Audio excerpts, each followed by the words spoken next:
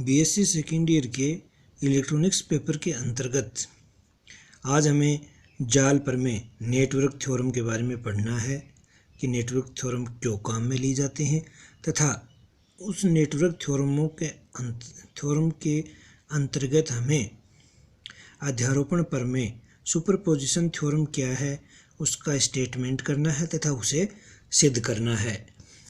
तो ये जो जाल प्रमेय है, चूँकि इलेक्ट्रॉनिक्स में विभिन्न परिपथ से संबंधित राशियों का अध्ययन करने के लिए, राशियाँ प्राप्त करने के लिए हम किरचॉफ के नियम यूज करते हैं। किरचॉफ के नियम की सहायता से जाल की शाखाओं में धाराओं का मान, संधियों पर वोल्टताओं का मान ज्ञात किया जा सकता है। लेकिन कभी कभी क्या होता है कि किसी जटिल जाल का विश्लेषण किरचॉफ के नियम से करना बहुत ही कठिन हो जाता है। आसानी से हम धारा के और वोल्टता के मान ज्ञात नहीं कर पाते।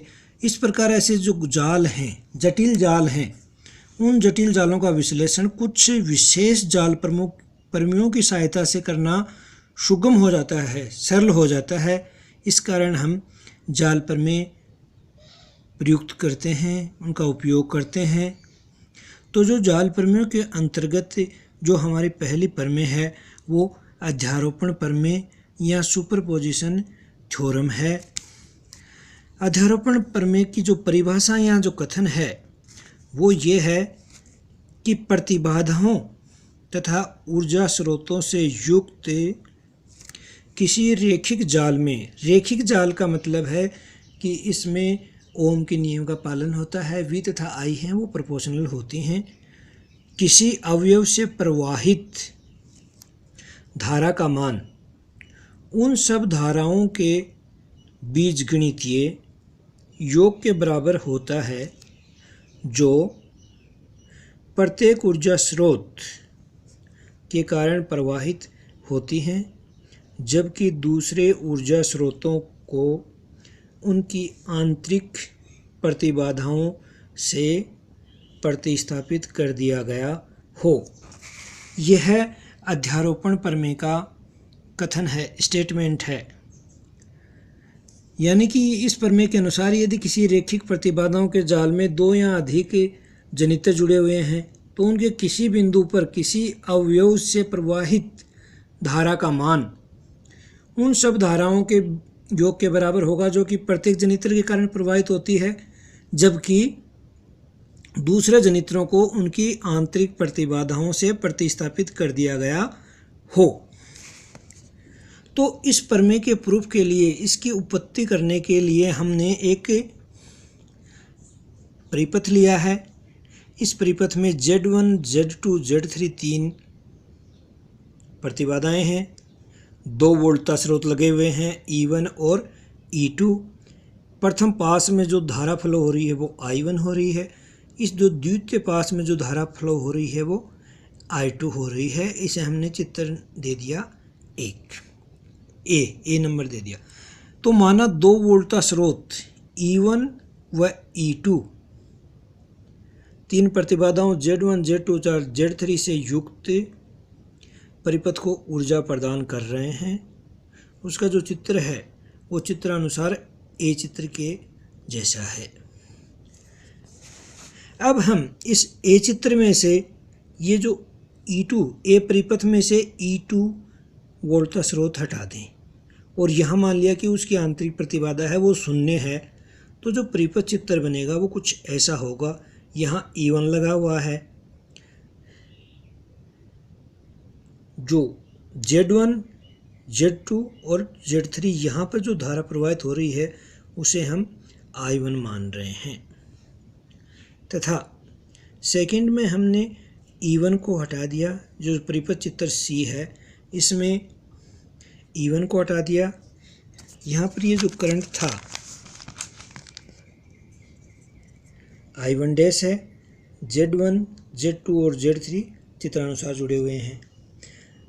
परिपथ चित्र C में E1 को हटा दिया। E2 के कारण जो Z3 से करंट फ्लो हो रहा है वो I1 डैश है, Z1 से जो करंट फ्लो हो रहा है वो I1 डबल डैश है और Z2 से जो करंट फ्लो हो रहा है वो I minus I1 double dash है। तो जो चित्र ए के अनुसार हम जो पास समीकरण बनाएंगे, ये जो चित्र ए है इसके अनुसार जो पास समीकरण बनेंगे वो बनेंगे E1 बराबर Z1 plus Z2 I1, Z1 plus Z2 current I flow हो रही है और Z2 से ये I2 है अब, तो Z2 I2 तथा E2 के कारण I2 Z2 और Z3 से फ्लो हो रही है और I1 है वो Z2 से फ्लो हो रही है, तो E2 बराबर Z2 plus Z3 I2 plus Z2 I1 समीकरण 1 और 2 दे दिया है। अब समीकरण 2 को हम इस प्रकार लिख ले, E2 माइनस इस टर्म को LHS में ले गए Z2 प्लस Z3 I2 बराबर Z2 I1, जिससे I1 बराबर E2 upon Z2 minus Z2 plus Z3 upon Z2 I2। ये जो I1 का मान आया है इसको हम यहाँ समीकरण 1 में रख दें, तो E1 बराबर Z1 प्लस Z2, यहाँ पर हमने इस I1 का मान रख दिया E2 upon Z2 minus Z2 plus Z3 upon Z2 I2 plus Z2 I2। इसको थोड़ा सोल्व कर लिया तो Z1 प्लस Z2 E1 बराबर चल रहा है Z1 plus Z2 upon Z2 E2 minus Z1 plus Z2 plus Z3 upon Z2 I2 plus Z2 I2 या Z1 plus Z2 upon Z2 E2 minus Z1 Z2 plus Z2 Z3 plus Z3 Z1 upon Z2 I2। यहाँ पर जो Z2 I2 आ रहा था, Z2 square I2 आ रहा था, वो Z2 square I2 यहाँ से लेकर ये कैंसिल हो जाएगा, जिससे Z1 Z2 plus Z2 Z3 plus Z3 Z1 upon Z2 I2 बराबर माइनस का E1 plus Z1 plus Z2 upon Z2 E2, जिससे I2 बराबर आ गया minus Z2 upon Z1 Z2 plus Z2 Z3 plus Z3 Z1 E1 plus Z1 plus Z2 upon Z1 Z2 plus Z2 Z3 plus Z3 Z1 E2। इसे समीकरण number दे दिया 3 तथा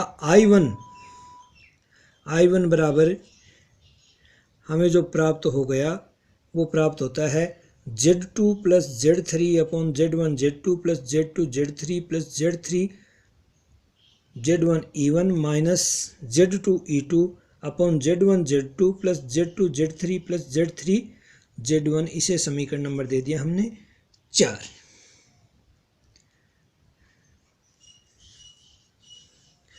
अब हम अध्यारोपण प्रमेय से I1 का मान ज्ञात करेंगे। ये जो I1 का मान है ये दोनों अलग अलग जाल से ज्ञात करके इनका ऐड करके करेंगे। तो इसके लिए जो परिपथ ए में वोल्टा स्रोत E2 को हटा दें तो जो परिणाम स्वरूप हमें जो परिपथ बी प्राप्त होता है, तथा इसी प्रकार यदि E1 को हटा दें तो परिपथ सी प्राप्त होता है, जो हम पहले देख चुके हैं। E2 हटाने पर परिपथ बी एवं E1 हटाने पर जो परिपथ चित्र प्राप्त होता है वो परिपथ ये सी प्राप्त हो रहा है।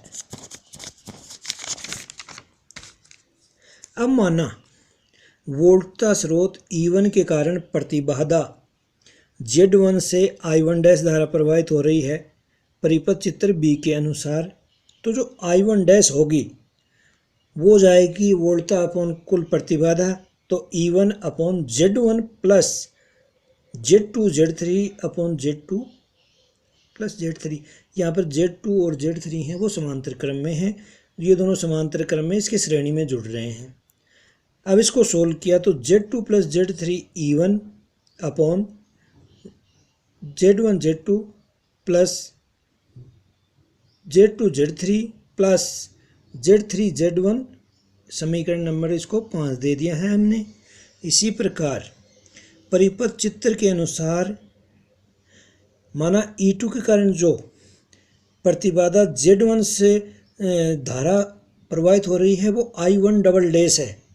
E1 के कारण जो धारा प्रवाहित हो रही थी उसे हम I1 डैश मान रहे थे और E2 के कारण जो धारा प्रवाहित हो रही है वो I1 डबल डैश मान रहे हैं। क्योंकि दोनों अपोजिट डायरेक्शन में हैं अतः रिजल्टेंट इनके ज्ञात करेंगे तो सदिश योग या ये कहें कि इनको घटाने से प्राप्त होगा। अब चूंकि I बराबर E2 upon E2 upon Z3 plus Z1 Z2 upon Z1 plus Z2, जब हम E2 रखते हैं E1 को हटा देते हैं तो वहाँ जो करंट फ्लो हो रही है और प्रतिबाधा की बात करें तो प्रतिबाधा में Z3 के श्रेणी में ये समांतर संयोजन लगा हुआ है Z1 और Z2 का। अब चूंकि समांतर सिरों पर इनके सिरों पर जो वोल्टता है वो सेम है अतः Z1 I1 डबल डैश बराबर Z2 into I minus I1 double dash या Z1 plus Z2 I1 double dash बराबर Z2I, जिससे I1 डबल डैश बराबर Z2 upon Z1 plus Z2I। अब चूँकि हमने I का मान पहले ज्ञात किया हुआ है, I बराबर E2 upon Z3 plus Z1 Z2 upon Z1 plus Z2 समीकरण 6 में ज्ञात किया हुआ है। यहाँ ये जो समीकरण है I1 डबल डैश बराबर Z2 upon Z1 plus Z2I, यहाँ पर जो I की वैल्यू है वो समीकरण 6 से रखेंगे तो I1 डबल डैश बराबर Z2 upon Z1 plus Z2 into E2 upon Z3 plus Z1 Z2 upon Z1 plus Z2।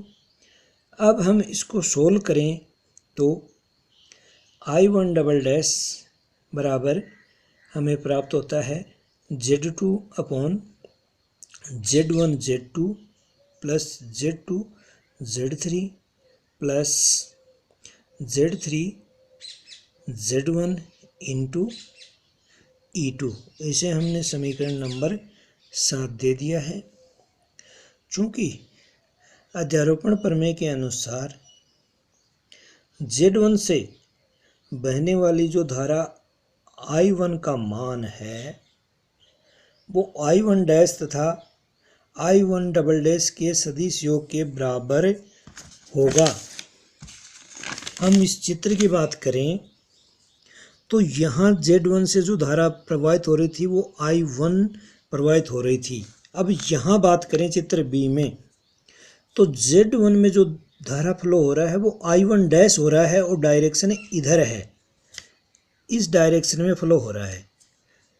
एवं E2 के कारण जो Z1 से करंट फ्लो हो रही है वो I1 डबल डैश हो रही है। ये इस डायरेक्शन में है, ये इससे अपोजिट डायरेक्शन में है। अतः जो कुल करंट होगा वो इनके सदिश योग से कहें या ये कहें कि जो संख्या ज़्यादा है, जो राशि ज़्यादा है उससे कम वाली घटा दें, अपोजिट डायरेक्शन में हैं। चूँकि दोनों धाराएं की जो दिशा है वो विपरीत हैं अतः ये घट जाएंगी। एवं I1 डैश का जो व्यंजक है I1 बराबर I1 dash minus I1 double dash, चूँकि दोनों व्यंजक हैं या दोनों करंट हैं वो अपोजिट डायरेक्शन में फ्लो कर रही हैं अतः घट जाएंगी और I1 का मान प्राप्त हो जाएगा। अब चूँकि I1 डैश है, I1 डैश हमने पहले ज्ञात कर चुके हैं। I1 डैश ये जो समीकरण 5 में ज्ञात किया हुआ है Z2 प्लस Z3, तो वो रख देंगे तो I1 बराबर I1 डैश की वैल्यू रखी Z2 plus Z3 upon Z1 Z2 plus Z2 Z3 plus Z3 Z1 E1 minus I1 double dash की वैल्यू रख दी, Z2 E2 upon Z1 Z2 plus Z2 Z3 plus Z3 Z1, और इसे हमने समीकरण number 8 दे दिया है। अब यदि हम पीछे जो समीकरण 4 लिखा था और समीकरण 8 दोनों की तुलना करें तो दोनों के मान बराबर हैं, दोनों समीकरण बराबर हैं। अतः इससे अध्यारोपण प्रमेय की जो सत्यता है वो सिद्ध होती है, यानी कि यह अध्यारोपण प्रमेय का जो हमने कथन किया था वो विभिन्न जालों में सत्य सिद्ध होता है।